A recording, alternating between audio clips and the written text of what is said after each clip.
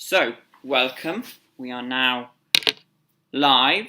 Maybe you would like to start off by just briefly introducing what you decided to look at for your thesis. Yes, of course. Hi, everyone. I'm Sofia, and I just graduated from University College Maastricht. And in my thesis, I decided to look at asylum claims on the basis of bisexuality in the Netherlands and the possible problems people might face who are bisexual and claiming asylum in getting their status. That's a very interesting topic to look at. And what made you really want to look into it? Well, I came upon the more general topic of LGBTQI asylum in a summer school I did last year on the status of LGBTQI people in international law. This was one of the topics we discussed. And then it was actually revealed to me that there's a lot of problems in these asylum procedures. But there's a lot of research going on that in general, and also very extensive reports done in the Netherlands. So I was looking to find a unique angle. And then I came upon some research showing that bisexuals in some countries, for example, in Canada and the US, were seen to have lower grant rates of their asylum claims than lesbians or homosexuals. And the researcher in issue decided that could be related to bisexual erasure in general. And me being a bi person, I thought that was really interesting. So I figured, let's look into that in the Netherlands because there was no research specifically on that. Okay, that's a very broad and nice introduction to your work. Maybe you could now go on to talk about how you went about answering this question. Definitely. Well, first of all, I do want to make the small disclaimer that this was a bachelor's thesis, which means I had limited resources, mainly limited time. So it was a lot less extensive than I would have wanted it to be, which is why I decided it would be an exploratory research meant at just kind of, seeing what is out there, understanding whether there is a problem and to what extent. So all conclusions I have and all research I have is not very conclusive. It's just the first step. But what I decided to do was, first of all, interview asylum claimants and lawyers who have experience with LGBTQI asylum claims to see what they thought the issues were. So I interviewed 2 lawyers, 1 NGO worker, and then 3 asylum claimants in total, of which 2 were bisexual, 1 of which received asylum actually as a homosexual instead of bisexual, and 1 was homosexual. And in addition to that, I also wanted to look more, so that was kind of the experience of people's side. And on the other hand, I also wanted to look more at the actual system and what happens in practice. So I decided to analyze court cases that I could find that were freely available. So I analyzed 22 court cases in the Netherlands of appeals of bisexual asylum claimants as well, and kind of looked at the same patterns that were mentioned. I think my camera stopped working. You briefly froze, but I think you're back again. I'm back. Okay, yes. Perfect. 1 second. Let me close some programs, actually, because my computer is not working. Yeah.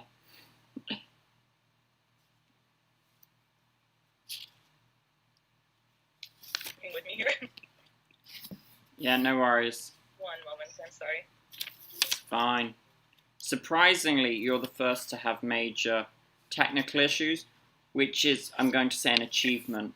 75% success. That's a solid grade. Really? That's surprising. That means it's been going well so far, though. Yes, it has. Are you back with us, do you think? Okay.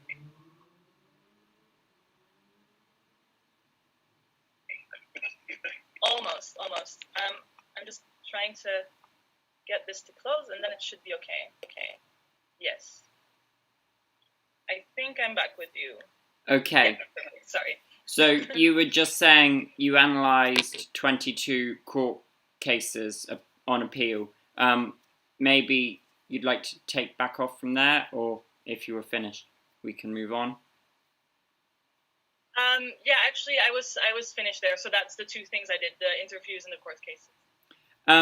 How did you find interviewing those people? Because obviously, for those that sought asylum, it must have been quite an emotional process. Definitely. So It was very mixed experience, actually, because from the 3 people I interviewed, 2 were still very much at the start of their asylum procedure. And what was interesting to find was that the one person who had already been through the entire procedure and who had been granted asylum eventually, but as a homosexual, he said very clearly that the procedure was hard and painful, and he had a lot of kind of very negative emotions towards the Dutch asylum system as well. Whereas the 2 people who were still very much at the start of their procedure were still quite positive and hopeful and kind of thinking, okay, I think this will be fine for me. So it was a difference, but I decided very much in the interviews not to go into their background story of why they claimed asylum, because it wasn't quite exactly relevant for the research and because it can be re-traumatizing to talk about it, so I didn't want to push too far on that front. Yes, that it's very interesting. And so just a bit ago, you said that obviously this was your bachelor's thesis. Where do you see yourself going in the future? Do you see yourself carrying out more research in this kind of area, or do you see yourself moving on and doing other things? Actually, well, personally, I want to go more towards kind of international human rights law, so it's very related to this for sure. And I would consider trying to research this topic again, but more in depth and with more resources. Just because I think I've kind of scratched the surface and seen that there's something there, but my research is not enough to really conclude what is there and how it could be fixed. And I would like to get to that point that it can actually give some solid recommendations that can be used in practice. And on that point, do you think that because you were coming out of UCM, so doing liberal science, liberal arts, that changed your view of the research you conducted compared to, say, had you been studying it purely at a legal or sociological perspective? I think definitely, because I was able to combine the two. So what I did in my research is I first kind of outlined the legal situation in the Netherlands, court cases that there have been also internationally, like jurisprudence that can be used. But then I also looked into theories of queer theory and theories of bisexual erasure. And I kind of combined that and the research that has generally been done on LGBTQI and bisexual asylum in the analysis of the interviews and the court cases. So I got a bit more of a holistic view of the issue. And I think also me deciding to focus on interviewing asylum claimants and their lawyers and looking at their experiences was a bit more of a sociological perspective than had I been a trained lawyer who purely looked at the legal side of things. It's very interesting to discuss. You mentioned briefly queer theory. Maybe you'd like to talk about how that played a role in your research. Definitely. So I must admit it was not like deepened out a lot in my research, but it was a small framework. Basically, you can approach sexual orientation from many different ways. And one way that is often used in asylum systems is looking at sexual orientation as kind of something that is developed in early age and that goes through fixed stages that eventually culminate in identity acceptance that is fixed and that stays throughout your entire life. So there's no place for flexibility. And then if you look at the queer theory perspective, it looks a bit more at the kind of social constructivist side of things and at how sex, gender, and sexuality are 3 categories that are kind of constructed and to uphold each other and reinforce each other. But if you look at it like that, then it's also shown that for a person, if they don't decide to adhere with that system, then there can be more flexibility within that orientation. It can possibly change throughout their lives. And I think for bisexuals, that can be a very important point because not all, but some bisexuals do experience more flexibility in their attraction towards men and women. And this is also a big problem I saw in the asylum procedures, that bisexuals were asked, okay, how much do you like men? How much do you like women? How much percent even? were expected to give a specific answer to that, and were expected to be consistent in that throughout their interviews and throughout their lives, which very quickly could lead to this person didn't state that clearly enough or made contradictions in their statements about that, therefore we don't believe their sexual orientation and they can't get asylum.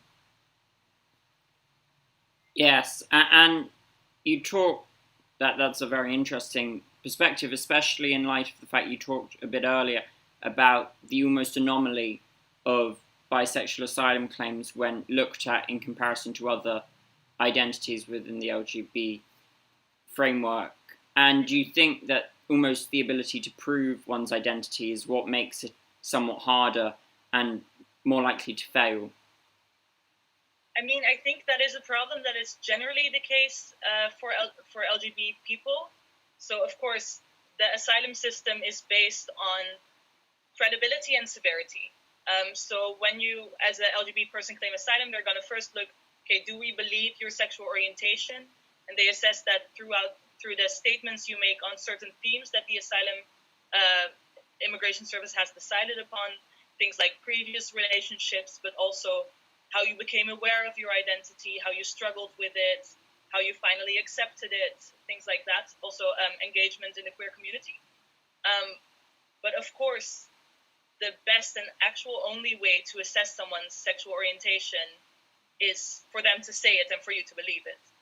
There's no real one straitjacket of what a person of a certain sexual orientation is. And asylum systems are very much looking to create that because they need to check a box.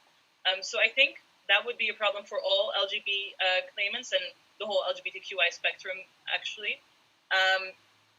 But for bisexuals, I feel like, and my research also showed that some of the specific problems that relate to bisexuality and bisexual erasure made it harder for them. If you want, I can go a bit more into like the specifics of that, what that was. Of course, I think those listening would greatly appreciate if you would. Yes. Definitely. So there were a few things that we found for bisexual asylum claimants. One was a very common advice they got from either other asylum claimants or from their lawyers to what I termed go gay. So if you're a woman, claim asylum as a lesbian instead. If you're a man, claim asylum as a homosexual instead. It will be easier. Now, the problem with this, you could say, okay, well, if you get asylum, then it's fine. But the problem with this is, one, that it can lead to problems in people's asylum procedures because they're not quite telling their story. And the asylum service can notice that. They can be like, okay, there's inconsistencies here. They're not telling the whole story. We don't believe you, which leads to rejection of the claim. Or if they get asylum on that basis, it can also mean that they don't have the ability to have opposite-sex relationships, or at least not too visibly or not during their asylum procedure. For example, one person I interviewed knew someone who broke up with his girlfriend because he decided to claim asylum as gay instead of bisexual, which is weird because you're putting people back into the closet, but like the opposite way. So that was one theme that came up a lot. But then the question is, okay, why do they get that advice? And there's a few things. But some of them were more based on fears than on actual facts. So one main fear that there was the use of a so-called discretion argument. This is something that's been seen more broadly in LGBT asylum claims, is that an immigration service says, okay, if you would kind of tone down your sexual orientation, not really express it openly, then you can go back and avoid persecution. Therefore, we don't have to give you asylum. You just need to stay closeted. Now, this extreme type of argument is not allowed to be used anymore. It's been toned down a lot, but sometimes aspects of it can still be seen. And for bisexuals, the fear is that that argument will be used more easily. Because, of course, for homosexual, that would mean they can have no public relationships. But for bisexuals, it would mean they only have to hide the same-sex attraction part of their identity, so it's seen as less severe. So that was a very big fear there was, but I actually did not manage to find that in any of the court cases, although, of course, more extensive research would be needed to conclude that, definitely. What I did see was that immigration services sometimes use a very fixed view of sexuality. So what I explained before, the percentages, how much do you like women, how much do you like men, and consistency within that. And of course, that's a problem that lesbians and gay men don't face. So this could be a problem. Another problem could also be that immigration services use a binary view of sexuality, which is kind of the idea that there's lesbianism, homosexuality, that's one thing, and then being straight, that's another thing, and there's nothing in between. But bisexuals would be the thing in between. This, of course, is very hard to find within the actual court cases I analyzed, but some of the interviewees did say that they very clearly noticed it and that they didn't understand bisexuality properly. But I will add that I think research interviewing asylum decision makers would be very enlightening in this to see whether those thoughts are actually there or not. Because again, from a court judgment, you can make up certain things, but not enough to really conclude this. Yeah, that's a very interesting thing. And just a bit ago, you talked about how asylum claims were based on a balance of severity and credibility. Do you not think that, obviously with LGB claims in general, but specifically with bisexual claimants, that there's a risk that because of the severity they tone down the credibility?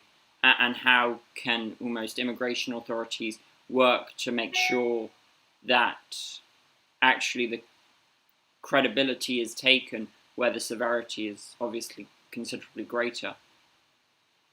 Could you maybe rephrase the question? Yeah, sorry. I understood. Obviously, if you maybe you can explain how the weighing of credibility and severity is made in an asylum claim, because you risk having individuals in situations where the risk to them is quite severe, affecting their own credibility by essentially remaining closeted or seeking relationships only of the opposite sex. And obviously, in the long run, their attempt to stay safe in their home country could jeopardize their future asylum claims. So maybe you could expand on that a bit. Definitely. That's a very good point you make, actually. Indeed, sometimes people get the comments that they haven't had enough same-sex relationships to really prove their sexual orientation. Although, of course, it's not a requirement. You just have to be able to express your feelings and your identity is mainly what they're looking for. An interesting fact as well is that sometimes they might also get the comments that's kind of an opposite of what I just said, that the things that they did do, the relationships they did have, were too risky to be true. So that they state that they, regularly met up with this one person at their house when the parents were away for a couple of hours. And then immigration service is like, well, I don't think that's really credible because they could have been back at any moment and the consequences could be so severe. So, but as you said, yes, sometimes someone's attempts at staying safe because of the severity of persecution they face can really impact their credibility later on. But to be honest, I think a good way to solve that would be to actually possibly just shift the focus of the asylum claim and of the basis of asylum. Because right now, they're given asylum on the basis of their identity. But an argument that has come up in the literature and that a lot of scholars are debating about right now is that it would also be possible to focus more on the fact that people are persecuted. Because you can be persecuted because you actually are queer in some way, but you can also be persecuted because the authorities think you're queer. And even though you might not be, right? But you would still be facing persecution, and you would still have to flee on the basis of your sexual orientation, but then a perceived one. So then the question becomes, how much does your identity really matter? Is it really something they should even know, or should it just be, okay, I was persecuted because of this, help me flee that? And I think that's a discussion on the grounds of asylum and the reasons why immigration systems exist and why we grant asylum in general. That should be more clear and more open, because right now the intentions are sometimes a bit vague still. And do you think that from your reading of the literature and the case law that you see a shift, or do you think that there's something that really more energy must be put into seeing? So I don't think there's a shift towards the perception of asylum on the grounds of really just the persecution, not per se. What I did see was that in the Netherlands, there has been a problem in the past years that there was a lot of focus in asylum claims on a process of self-awareness and self-acceptance. So people had to state, okay, how did you become aware of your sexual orientation? How did you struggle with it? And how did you eventually accept it?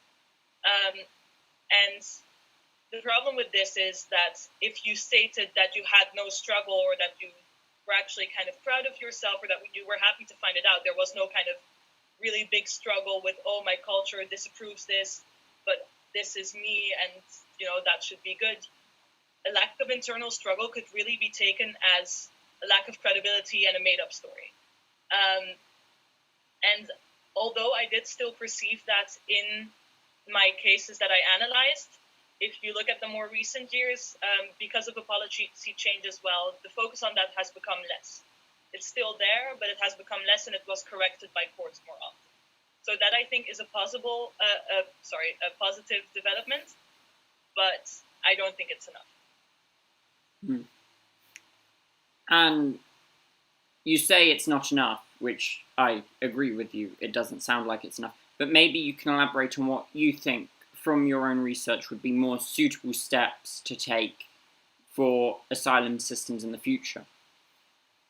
Okay, so I mean, a very typical scholarly perspective would be the best way is self-identification, because how else are you going to determine someone's sexual orientation? Sadly, asylum systems don't tend to agree with that. It would be too easy to misuse, in their opinion, which is also understandable in a way. But what could be another option is either trying to somehow overcome some of the problems that we face now. And if I'm talking about bisexuals, that also means preconceptions of sexuality as fixed, of sexuality as binary, so either straight or gay, and a lack of knowledge on bisexuality in general, or the idea that bisexuality isn't a serious actual sexual orientation that you can have, trying to erase those ideas within the asylum immigration services. So that would mean more training for asylum decision makers, or possibly even trying to get people to specialize more in one area. Right now, asylum decision makers usually do all different types of cases. One of my interviewees suggested it could be good if they specialize more, that you have people who only do LGBTQI asylum claims and thus know more about it.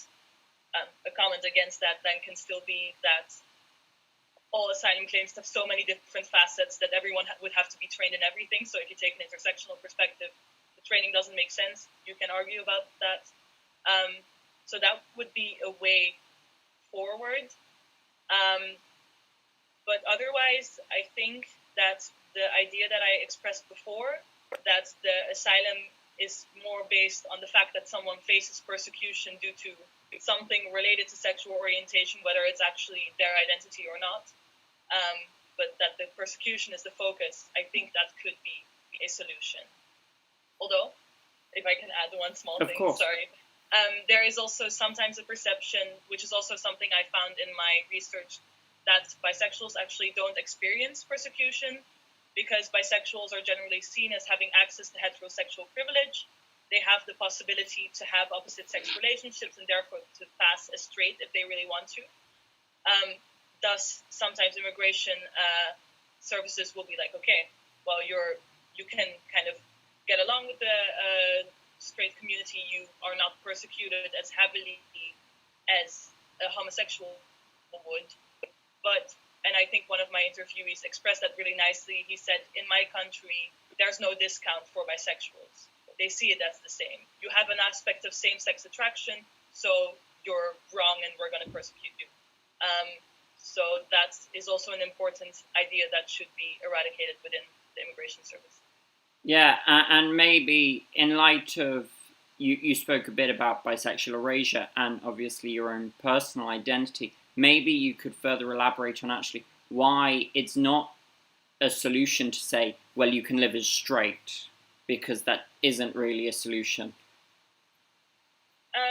Yes, I would actually, in a way, say that it's almost the same thing as telling, it's not quite the same thing, but it's almost the same thing as telling a lesbian person, well, you could just live as straight. It's an aspect of your identity that you have and that you want to express, and you should simply have the right to. Yeah, that is my personal opinion, but you can also provide legal backup for that. And I mean, bisexual erasure happens in many different ways. So sometimes it's class erasure, the denial that the entire category of bisexuality exists. Sometimes it's individual erasure, denying that someone is bisexual, which, for example, happens often if, as a bisexual, you're in a heterosexual relationship, and then people are like, oh, but now you're straight, right? Like, you're not queer in any way. It can also happen that it's not seen as a serious sexual orientation, so the argument, it's just a phase, you'll get over it, you're just experimenting, or you're not quite ready to come out as fully lesbian yet, for example. And yeah, as I said before, I think denying the sexual orientation of bisexual is the same as denying the sexual orientation of anyone else, and it just shouldn't be done.